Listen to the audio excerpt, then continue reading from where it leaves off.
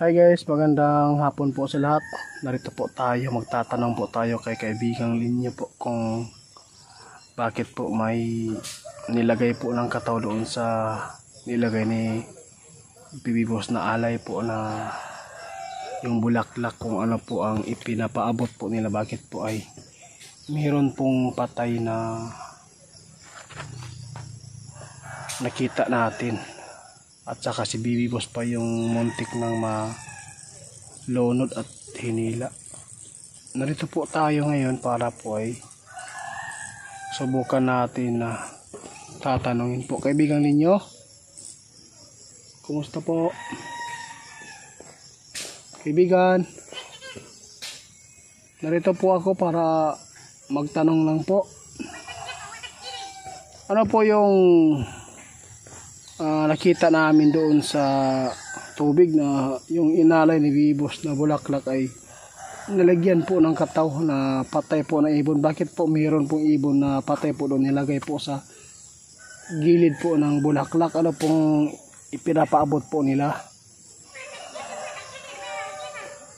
Ang sabi po niya guys, hindi po niya na inaasahan ni Linyo.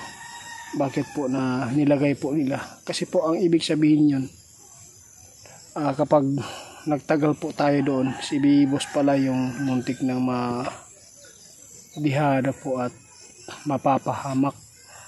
Ano pong gagawin po namin sa susunod po, Linyo?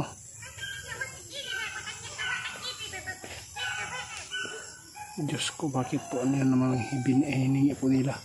Ang hiningi po ng katawan yun guys, yung dugo ko na iaalay po daw sa kanila para po ay ibabalik po nila yung 14 na biktima po doon kung saan po kinulong nila yung kaluluwa. Bakit po ako yung napili po nila, kaibigan?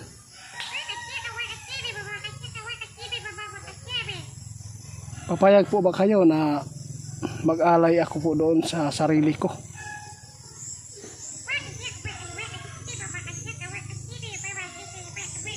Sabi ang ingon ni kaibigan ninyo guys, huwag mong ialay yung dugo mo. Kasi po, delikado ka kapag nag-alay ka po doon. Kasi po, mapapaamo daw po tayo doon sa kanila. Salamat kaibigan ha. Kasi po, nagtataka po ako kung bakit po hindi po sila namin nakikita yung bangkay po ng kataw. Bakit asaan po nila dinala? Nasa ilalim po daw guys, kung saan po natin pinagpapana yung buntot po ng kasamaan po nilang kataw. Kasi po dinipinsahan po nila na tayo ay makatuntun po sa ilalim. Maraming salamat po ha guys. Hindi po maganda talaga yung hiningi po ng mga kataw po, no? Pati yung sarili nating dugo ialay po sa kanila, ipatulo doon sa tubig para po ay maibalik. Pero sabi ni kaibigan ninyo, huwag.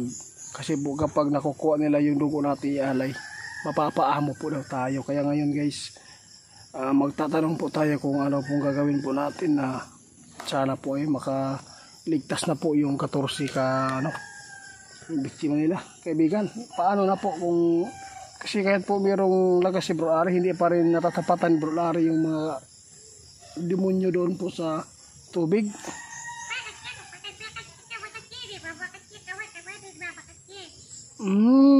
Sige po. Ang sabi ni kaibigan Linyo guys, may panahon na makikita daw natin yung bangkay ng pinagsisibat ni Bro Larry. Kasi po andoon po yung sugatan ngayon ay humihina na daw. Sana po kaibigan, yun po inaabangan namin. Kasi po ang dami na po nagagalit na mga followers natin. Kasi po hindi ko daw na naipakita sa nila yung katawan at saka yung mukha.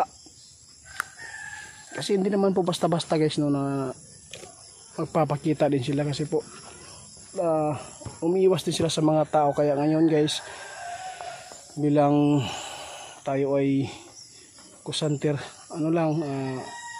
sipag lang para po ay maipakita namin sa inyo yung totoo pong sirena o kataw.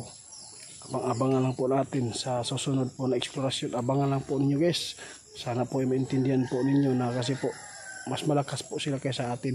Ang sa amin lang kaya ipinapokus namin dito sa video na ito dahil po sa biktima lang ng mga tao na biktima po doon sa ilalim na hindi pa po nakabalik. Yung update po sa Binatilyo, no, hindi pa rin masyado siyang makipag-usap, no. Hindi talaga totally na maganda yung kanyang isipan ngayon. Kaya ngayon guys, papapaalam muna tayo kay kaibigan para sa susunod pong gagawin natin kung ano. Kaibigan, hanggang dito lang muna. Ano lang, yan na lang po ako magtatanong sa inyo po kung tungkol sa ano pong mga ipapayo po ninyo sa amin ngayon. Salamat po guys. Ang sabi ni kaibigan ninyo, tapusin nyo muna yung aswang doon sa maisan para po ay matulungan yung mga residente doon, kasi po yung matanda po ay mayroon pong matanda ngayon na nang lilin lang na naman para po ay mayroon siyang mabibiktima at mahawaan. Nagbibigay ng pagkain para ay makapaghawa sila. Kaya yun guys, hanggang dito lang. Salamat ninyo.